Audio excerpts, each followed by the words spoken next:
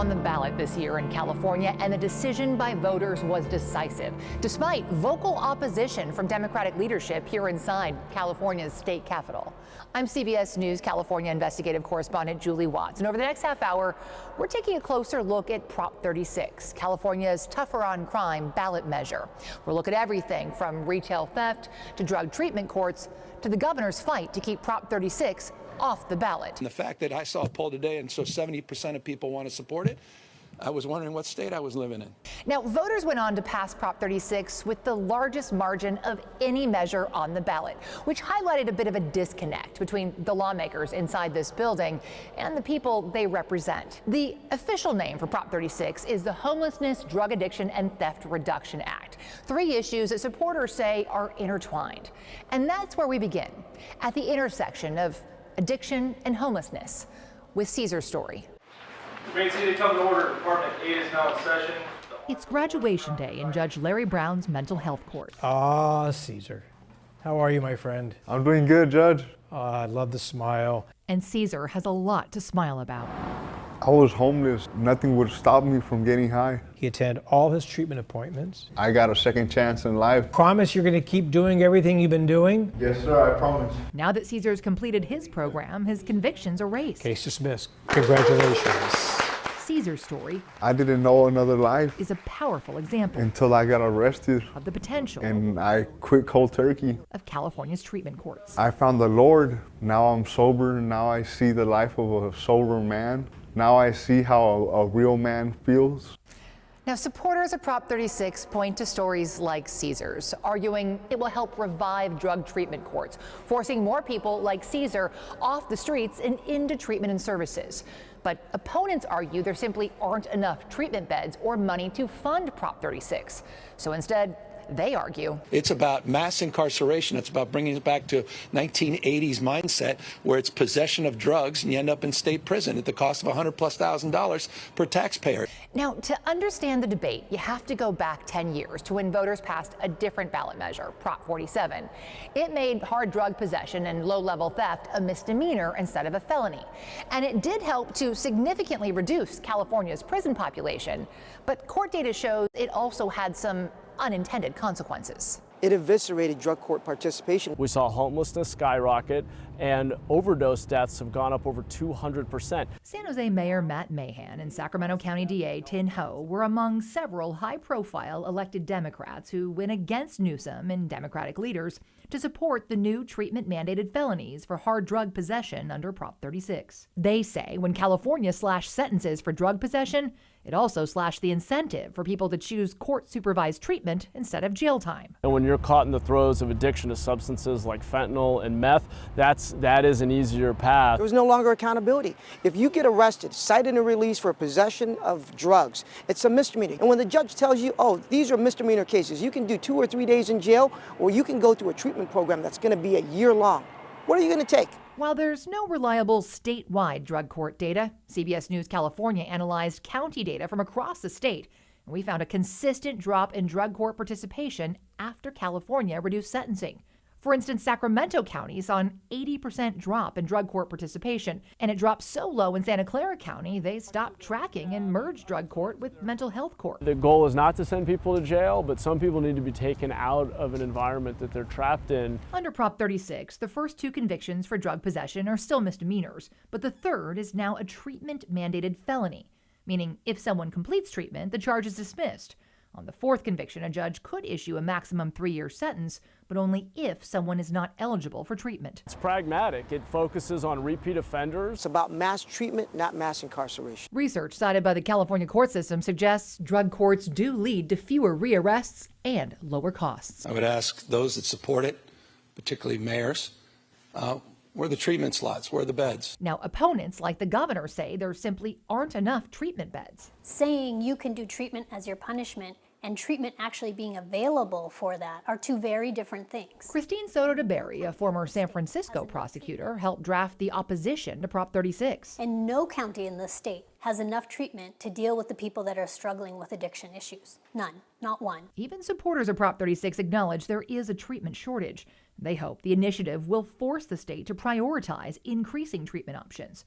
Opponents worry instead Prop 36 will fill up jails. It's about mass incarceration. For context, at California's peak, there were over 170,000 people in state prisons. There are currently around 90,000. Under Prop 36, the nonpartisan Legislative Analyst's Office estimates the prison population could increase by around a few thousand people from both the retail theft and drug components combined. Caesar was arrested in Sacramento County, where he received both drug and mental health treatment. And I thank God that he locked me up because I'm sober now. Congratulations, Cesar. Thank you. While in treatment, his caseworker helped him find housing and work. Being arrested saved my life. But for now, his story is just one anecdote with great potential. I mean, when you see tents like this, It brings me back. It brings me back, but it's not gonna stop me from continuing my new life because nothing can stop me no more. Now, drug courts are one component of Prop 36. Retail theft is another. Supporters say the two issues are related, but the governor and other critics disagree. That initiative has nothing to do with retail theft. This has everything to do with retail theft. The governor's office declined our multiple interview requests, but he and Democratic leadership did recently pass their own package of crime bills, largely focused on organized retail theft. You've likely seen the viral videos of the violent smash and grabs, but this is already a felony in California, and it accounts for just a fraction of California's retail crime. In fact, a CBS News California data analysis reveals statewide shoplifting in California is at its highest levels since the 90s. Earlier this year, the governor got a first-hand glimpse of that retail theft reality while shopping at a Target. As we're checking out, the woman says, "Oh, he's just walking out. He's going to pay for that." I said, "Well, why are you stopping him?" She goes, "Oh, the governor." I swear to God, true story. And my mom's great. The governor lowered the threshold. There's no accountability. I said, "That's just not true." The governor didn't realize reporters had already joined this Zoom press conference when he started describing how a clerk at a local Target recently blamed him for the rash of retail theft. She obviously didn't realize who she was talking to. Now, she was referring to Prop 47, which reduced penalties for low-level theft. But to be fair, it was voters who passed Prop 47 10 years ago, not the governor, though he did support it. How are you blaming the governor? The reality is, following Prop 47, property crime in California surpassed the national average for the first time, and it stayed there ever since. But the spike in shoplifting in California, that came after the pandemic, coinciding with the fentanyl epidemic and peak homelessness in California, both catalysts for Prop 36. So there's an intersection there, according to the data. I think it cuts to the core of the cycle of serious addiction, retail theft, and unsheltered homelessness. San Jose Mayor Matt Mahan and Sacramento DA Tin Ho took us to what they describe as a microcosm of the bigger problem. Across the street from a Target shopping center where shelves are lined with locked cabinets, tents line the Guadalupe River in downtown San Jose. That's where we met Richard. Some people that have a drug problem, they chose to go steal something. He acknowledges some of his unhoused neighbors do steal from nearby stores, and he says repeat misdemeanor tickets are not a deterrent, whether they're for shoplifting, drug use, or unauthorized camping. I'm gonna keep getting tickets and keep getting tickets and keep getting tickets out here. In California, officers generally can't make an arrest for a misdemeanor theft, even for repeat offenders. Misdemeanor petty theft is a cite and release offense. And so we have in Sacramento over 30,000 bench warrants for people that never even show up. And so Proposition 36 make those crimes a felony and allow us the opportunity to actually hold people accountable. We had individuals in our city who were arrested or cited over 15, 20, 25 times. And the data show repeat offenders are responsible for a lot of theft. They know if the police even come that they're just taken off the property, in which they turn right back around and come back. This grocery store worker is just one of many on the front lines of what has become a constant and well-publicized retail theft battle. It's only getting worse. We agreed to conceal her identity to protect her job. We're just broken. She felt compelled to speak out on behalf of her coworkers. We are afraid to come to work every day. Showing us videos of repeated thefts in her store. And it's not just homeless. It is people coming in Teslas, walking out with cartfuls of groceries. Everybody knows we can't touch them. Under Prop 36, after 2 misdemeanor theft convictions, a person can be arrested for petty theft and held until they see a judge. Then the court can aggregate or add up the value of multiple thefts to get to the felony threshold. But a judge can also offer treatment instead of jail to those struggling with drugs or mental health. We are desperate. She hopes stiffer penalties under Prop 36 will incentivize officers to make more arrests and deter more would-be thieves. And while it may not put an end to all retail theft, We have got to do something. still ahead, ever wonder what happens to those retail theft ringleaders after they're arrested? We did, coming up after the break, what our investigation revealed. Welcome back. I'm CBS News California investigative correspondent Julie Watts, and tonight we're taking a closer look at California's new tougher on crime ballot measure. Now, in the lead up to the election, the governor and the attorney general's office publicized statewide organized retail theft arrests. But what the press releases didn't say is what happened to those retail theft ringleaders after the arrests. And no one, not the governor's office, not the attorney general, not the CHP's retail theft task force, no one could tell us how many of the people arrested for organized retail theft were actually sentenced, let alone how many went to jail, received treatment, or reoffended. Turns out, no one's keeping track. So we tracked down a few ourselves. Here's how one California momfluencer became a shoplifting queen pin. The infamous California girls retail theft case quickly went viral. What this little California housewife did is actually insane. After the Attorney General, Rob Bonta, publicized the story of the retail crime ringleader and mother of three. This is a multi-million-dollar criminal scheme. Michelle Mack ran a sophisticated retail crime ring out of her San Diego mansion, paying women to steal high-end handbags and cosmetics from stores like Sephora and Ulta, which she then sold on Amazon. Mack and her husband were among the more than 10,000 arrests publicized by the governor at a virtual news conference ahead of the election, announcing the expansion of his CHP retail crime task force. I mean, those numbers are meaningful. We weren't selected to ask a question, but what the governor didn't quantify is what happens after the arrest. It's about the accountability and the follow-through. After years of work by the CHP's task force on the California girls case, Michelle Mack and her husband Kenneth pleaded guilty and both faced 5 years in prison. Except Michelle got a suspended sentence so she could stay home with her teenage daughters, while her husband served his sentence in county jail, not prison.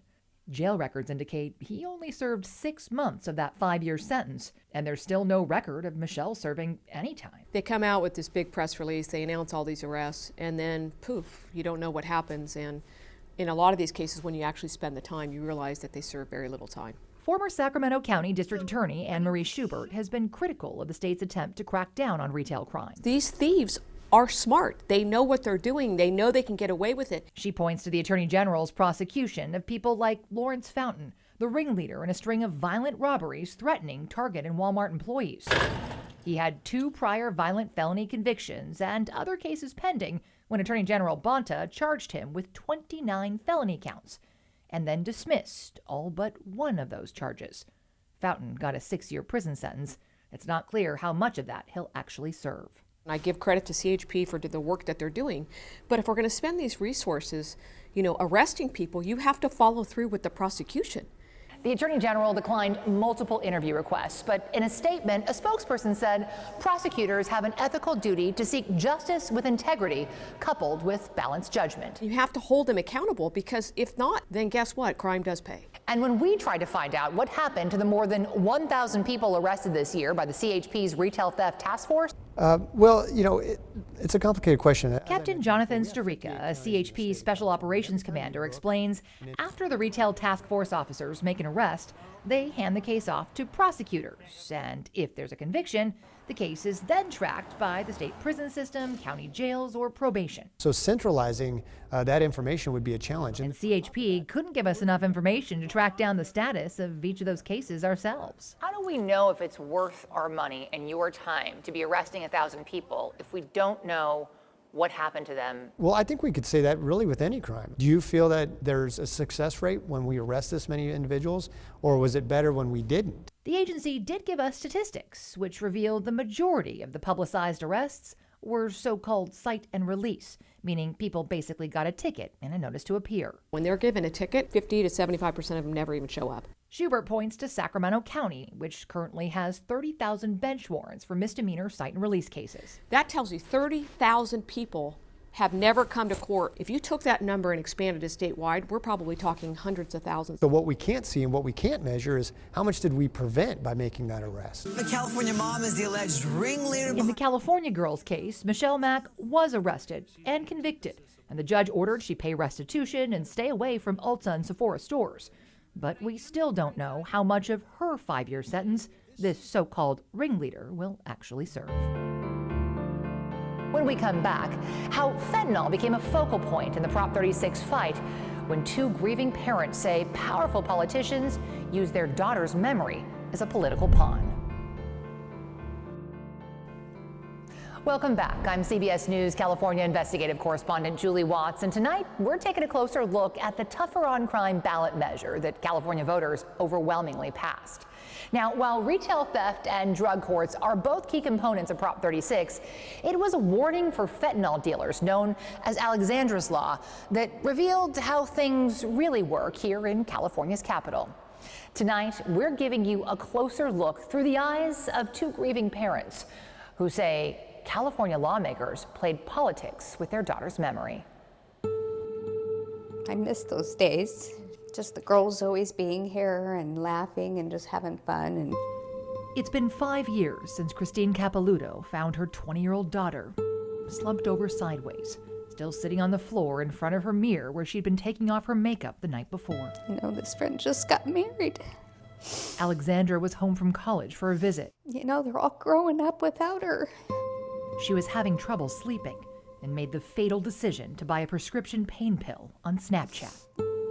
These home surveillance videos are the last images of Alexandra alive, holding what she thought was Percocet. The dealer later admitted he knew it was laced with fentanyl. Soon after Alex died, we came up with this idea of an admonishment. A documented warning for people convicted of fentanyl crimes that if they deal fentanyl again and if someone dies, they could be charged with murder. It was intended to mirror the warning drunk drivers get when they're convicted of a DUI, credited with dramatically decreasing drunk driving deaths. In order to hold a drug dealer accountable for a death, you have to prove that they were aware of those dangers. They named their warning Alexandra's Law. Good morning. Matt and Christine Capilouto wanted to save other parents from the same fate. Instead, they got a masterclass in California's supermajority politics. As you can imagine, I'm frustrated to be here again. Alexandra's Law was introduced 5 times in 4 years and faced 7 different hearings, but never got past the public safety committees. I think people don't understand how this process works, and it first has to get out of committee, which just consists of a handful of people who, in my opinion, ultimately abuse their power. I will continue to not be supporting this bill today. Opponents like Bay Area Senators Scott Wiener and Nancy Skinner worry that people who don't realize they're selling fentanyl could also get the admonishment, like young people at parties with friends. As parents, I would welcome that warning. But after that warning, if those kids were to sell or even distribute fentanyl again as an adult and someone died, they could face murder charges. Makes sense to me. They were clearly aware of the dangers. What do you say to those folks who say, well, Alexandra did something illegal too? They're right, and she paid a price. And you have to put this into context, though. She took half of this pill before going to bed, and it killed her within minutes. A poor choice, the evil choice, was by that man who chose to risk her life to make a few dollars. And that person bears accountability. Thank you. More than 100 people testified at this final Senate public safety hearing, most in support of Alexandra's Law. I'm standing here on behalf of all the brown and black moms. Jeff. And Zach. And Cameron. Merrick. My heart breaks knowing that had this passed 4 years ago when we were presenting it, their kids might be alive today.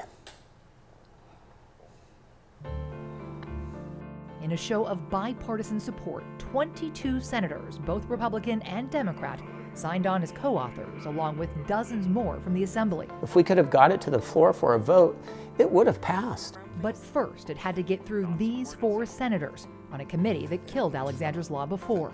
You may disagree with this, but at least let your peers, and in this case, the majority of them, let them weigh in on it. Instead, this time, Senator Wahab, the Democrats on the committee, Bradford, simply didn't vote. Skinner, they sat silent, Wiener, killing Alexandra's Law a final time without a single vote against the bill on the record.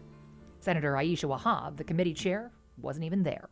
We don't elect these people to go to Sacramento to not vote. Alexandra's law was one of at least 3 fentanyl-related bills that died in 2023 because Democrats simply refused to vote. It's known as an NVR, or no vote recorded, and has the same effect as voting against a bill, but without taking a recorded stance. Is that the way that government's supposed to work? Do I think that's the way? No, of course not. Southern California Senator Tom Umberg was the primary author of Alexandra's law. So I can understand why the parents felt so aggrieved and some so angry. He explains there are many reasons lawmakers may decline to vote. Sometimes it's a polite way to vote no, but in other cases, it's a way to kill a bill without taking a recorded stance. That is the system that we have. Should we change it? Probably so. Both Assembly and Senate leadership declined to comment for this story. All right, brother, let's do it. Tired of fighting a losing battle with lawmakers, Matt decided to bring Alexandra's law directly to the voters. We'd like to file this ballot initiative. Okay. But unlike lawmakers who can vote to put something on the ballot, members of the public have to gather more than 500,000 signatures to qualify. It's expensive. The parents quickly realized they couldn't do it alone. So that didn't work out, but we were fortunate. A coalition of district attorneys, retailers, and crime victims also offered to add Alexandra's law to their ballot measure. What is now Prop 36 was intended to increase penalties for retail theft and hard drug offenses. Yeah, that was like victory. Yeah, finally something going our way. Finally. But the victory was short-lived. I don't think there's a need to have it on the ballot. California Governor Gavin Newsom fought hard to keep Prop 36 off the ballot, arguing lawmakers should decide these policies, not voters. I think it's a better approach to governing. In a testy email exchange first obtained by CBS News California, the governor's chief of staff, Dana Williamson, tried to convince a Prop 36 co-chair to postpone the ballot measure until 2026. That's when Newsom terms out of office. Dana Williamson, named Capital Weekly's #1 most powerful person in Sacramento, criticized the coalition for not taking a win, adding their consultants hadn't won anything in a decade. Good luck. It's disgusting. But to the bereaved parents, it wasn't a game. Then Alexandra's parents watched. They defiled my daughter. As the governor and Democratic leaders, I was so angry I cried. Used their daughter as a political pawn. There's a fake Alexandra's law. When the coalition refused to postpone Prop 36, Newsom and Democratic leaders introduced a competing ballot measure with their own version of Alexandra's law. According to critics, it was intended to confuse voters and kill the real Alexandra's law, along with the rest of Prop 36. No one here, not the governor, not the author, no one from the majority party had the courage to call Matt and ask him if you could use her name in this language. There were audible gasps among lawmakers on the assembly floor when Placer County Assemblyman Joe Patterson revealed leadership had never asked permission to use Alexandra's name. We've been trying to get an interview with you. This is Senator Wahab, the chair of the Public Safety Committee that killed the real Alexandra's law without a vote. Then she included Alexandra's name without permission in the bill she authored for the governor's ballot measure. I know. So just quick question. Did you know that the governor added Alexandra's law to your bill, Senator, without asking her parents' permission? She declined multiple interview requests and refused to speak with us at the Capitol.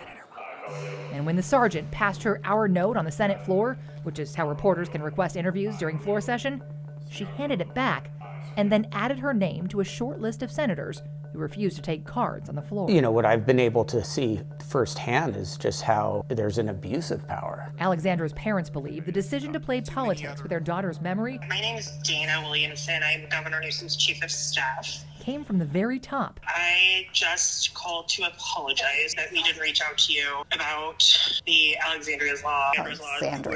She mispronounced Alexandra's name. But shortly after Newsom's chief of staff left that voicemail, the governor pulled his competing ballot measure. Finally, we won a battle. The governor's office again declined interview requests, but in a statement said Mr. Capilouto's advocacy in memory of his daughter is both admirable and deeply courageous, noting that their office did apologize to him. Come to order. Court is now in session. We recently accompanied the Capiloutos to hear the verdict in California's third ever fentanyl murder jury trial. We, the jury, in the above entitled action, find the defendant not guilty of violation of section... which they believe demonstrates the need for Alexandra's law. I don't understand it. Prop 36 and Alexandra's law went on to pass with overwhelming support. the most decisive win on California's ballot. Less than 2% of all drug deaths result in the conviction of a drug dealer. He notes Alexandra's law will now help prosecutors secure convictions for repeat offenders, but he also believes the warnings they get under Alexandra's law will serve as a deterrent, preventing the need for fentanyl murder trials in the first place. Her daughter told her mom that she was going to do something to save lives. I believe she has now.